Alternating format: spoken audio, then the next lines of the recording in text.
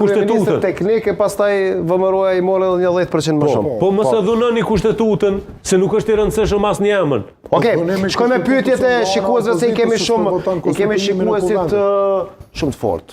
Politikos janë absolutisht janë legjenda të vërteta, sidomos me komente dhe me pyetjet që i bëjnë. Feta Boletini, pyetja e parë, thot përshëndetje zotëri Sadiku dhe analizëve, për ju përshëndet zotëri Boletini, e përshëndesim edhe ne. Pyetje për zotin Abazi, thot a nuk keni nxjerrë mësim nga PSD-ja që zotëri Kurti nuk mund të luftohet nga brenda dhe përfunduat në të njëjtin koalicion si PSD-ja dhe përfunduat si ata? Pyetje për ju zoti Abazi? Kjo është e rëndësishme kjo punë, ku përfundon, që është përfundon. Sepse ju s'keni përfunduar. Unë kam qëndrim politik, na jem të zhvillu debat demokratik, vazhdojmë me zhvillu debatin demokratik, në një shoqëni e cila tenton me mbyt debatin, qasaj duhet më frigu, se ata që kanë mendim politik, qoftë edhe të ndryshëm. Krejt është në rregull, se unë menoj që veç ka i ndihmon qartësisë edhe vizionit për vendin me ecë përpara. Tani, në kuadër të këtyre kritikave është edhe Fadil Haxha që shkruan më tutje. Të zoti Abazi, a keni vërejtë ndonjëherë se krejt ju në opozit që jeni, po t'ingëlloni njësoj? Pikpyetja e tij është thotë, ndonjëherë njeriu nuk e dallon apo flet zoti Abazi apo ndonjë zëdhënës si LDK-s ose PDK-s. A jeni të koordinuar apo është thjesht rasti që e keni të njëjtin fjalor copy-paste dhe thotë po e ka një lavdat tjetër, po për atë po e falenderojmë, po bëhemi modest. Urdhroni. Po mund të tingëllojmë njësoj sepse kritika ndaj problemeve të interesit të Kosovës mund të jetë edhe e njëjta. Tani, detyra edhe detyrimisht në demokraci e opozitës është për me gjetë edhe mangësitë e qeverisjes edhe me i bo prezente ato. Nuk besoj që duhet ketë qasit tentimi të përqarjes brenda opozitës se mund përdorim gjuhë të ndryshme. Në anën tjetër menoj që nëse ka një farë koezionin ndërtuar brenda opozitës, prap i ndihmon demokracisë ajo punë. Po në tjetër koezionin kritik për të kritikuar Kurtin, po kështu në veprime politike jo, duket që s'është. S'ka koezion. Nuk ka numra.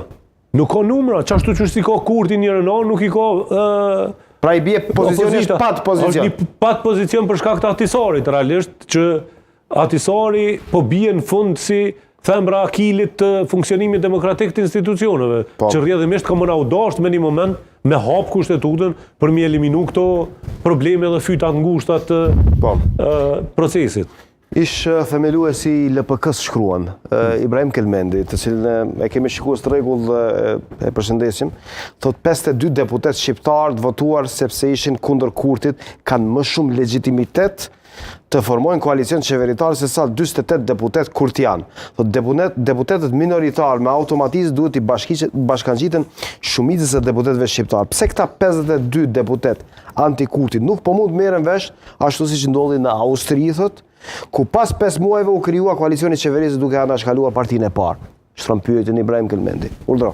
Unë mendoj që pikërisht këtu është frika e Kurtit, që po të zhbllokohet procesi i konstituimit të kuvendit, mund të ketë lëvizje të cilat realisht e hedhin jashtë pozicionit të kryeministrit edhe është e mojt të blokuar procesin për të mrinë në zgjedhje të përbashkëta nacionale dhe komunale, që po tenton me bo një penetrim nivelin komunal dhe në njëjtën kohë të ritestoj formën e marrjes së pushtetit në një format tjetër. Kjo është arsyeja, nuk ka gjë tjetër.